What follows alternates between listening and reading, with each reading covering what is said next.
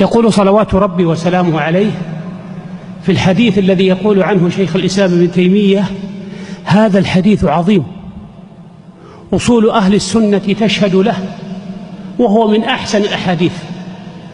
وقال الإمام القرطبي: هذا حديث عظيم، هو من أجود الأحاديث. هذا الحديث يقول صلى الله عليه وسلم: رأيت رجلا من أمتي على الصراط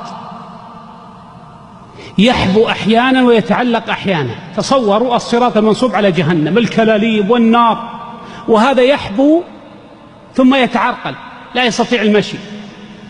تصوروا العذاب الذي أصابه.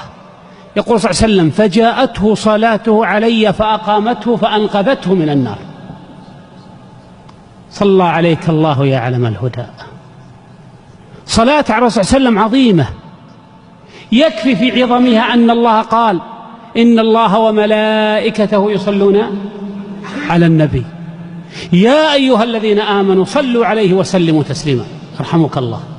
الله في علاه يصلي على محمد صلى الله عليه وسلم، والملائكة جبريل وميكائيل وإسرافيل ومالك يصلون على محمد صلى الله عليه وسلم، والصديق والفاروق ذي النورين وأمير المؤمنين علي وبقية العشرة وأصحاب الشجرة يصلون على محمد صلى الله عليه وسلم، والأخيار من بعدهم أخيار يصلون على المصطفى المختار صلى الله عليه وسلم. يقول صلى الله عليه وسلم: أكثر علي من الصلاة يوم الجمعة. ما قال صلوا علي، لأن الصلاة أمر يعني طبيعي، لكن المطلوب الإكثار. أكثر علي من الصلاة يوم الجمعة فإن صلاتكم تبلغني حيثما كنتم.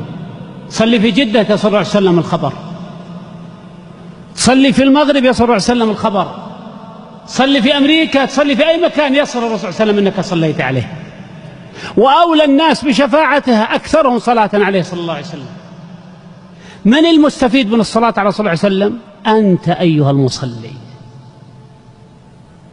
لأن